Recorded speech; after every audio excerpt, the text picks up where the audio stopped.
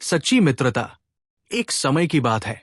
एक राजा का पुत्र राजकुमार और उसके मंत्री का पुत्र घने जंगलों में शिकार खेलने गए। पूरा दिन घूमते घूमते दोनों बहुत थक गए थे। भूख और प्यास से बेहाल होकर वे एक बड़े पेड़ की ठंडी छाया में बैठ गए। कुछ ही देर में राजकुमार को नींद आ गई, लेकिन मंत्री का पुत्र सतर्क होकर जागता रहा और अपने मित्र की रक्षा करता रहा। कुछ समय बाद झाड़ियों के बीच से एक विषैला सांप फुफकारता हुआ राजकुमार की ओर रेंगता हुआ आया। उसकी आंखों में क्रोध था और वो राजकुमार की गर्दन पर डसने की तैयारी करने लगा। मंत्री का पुत्र तुरंत खड़ा हो गया और सांप को मारने के लिए अपनी तलवार उठाई। तभी सांप बोला, ठहरो, इस राजकुमार से मेरा पुराना वैर है। अपने पिछले जन्म में ये मेरा शत्रु था। जब तक मैं इसकी गर्दन का खून नहीं पी लेता, तब तक मुझे शांति नहीं मिलेगी। मंत्री का पुत्र बुद्धिमान था। वो जानता था कि यदि सांप डसेगा तो खून के साथ जहर भी जाएगा और राजकुमार की मृत्यु निश्चित है। उसने शांत स्वर में कहा, यदि तुम्हें केवल इसका खून चाहिए तो मैं थोड़ा सा खून तुम्हें दे देता हूं। क्या इससे तुम्हारा वैर शांत हो जाएगा? सांप ने कुछ सोचा और बोला, मुझे केवल खून चाहिए, इसकी जान नहीं। मंत्री का पुत्र सूखे पत्तों से एक छोटा सा प्याला बना लाया।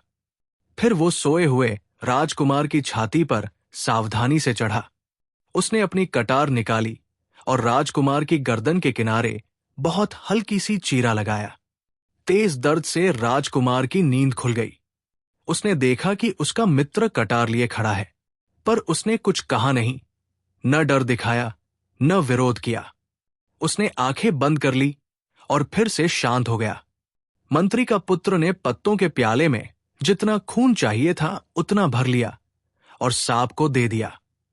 सांप ने खून पिया और संतुष्ट होकर जंगल में चला गया। उसके बाद मंत्री का पुत्र तुरंत पास की जड़ी बूटियां लाया, घाव पर लगाया और अच्छी तरह पट्टी बांध दी।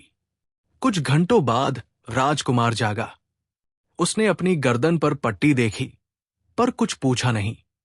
दोनों फिर से यात्रा पर निकल पड़े। 2 पूरे दिन जंगल में बीत गए, लेकिन राजकुमार ने उस घटना का जिक्र तक नहीं किया, न कोई सवाल पूछा।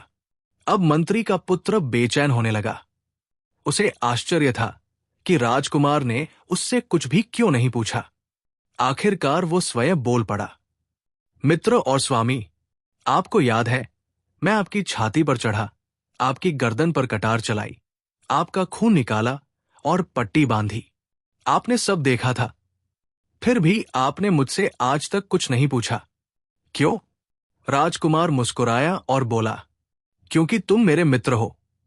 मुझे पूरा विश्वास है कि तुमने जो भी किया मेरे भले के लिए ही किया होगा, इसलिए मुझे किसी स्पष्टीकरण की आवश्यकता नहीं। उसने आगे कहा, यदि कोई और ऐसा करता तो मुझे संदेह होता, क्या ये मुझे मारना चाहता है या लूटना? लेकिन तुम मेरे अत्यंत निकट मित्र हो। मुझे अटूट विश्वास है कि मेरा मित्र कभी मेरा अहित नहीं करेगा। राजकुमार ने गंभीर स्वर में कहा, यही सच्ची मित्रता की पहचान है। सच्चा मित्र वह है जो बड़े हित के लिए कठोर भी हो जाए, और सच्चा मित्र वह भी है जो अपने मित्र की कठोरता से बुरा न माने, न रूठे, क्योंकि उसे उसके प्रेम और नियत पर पूरा भरोसा होता है।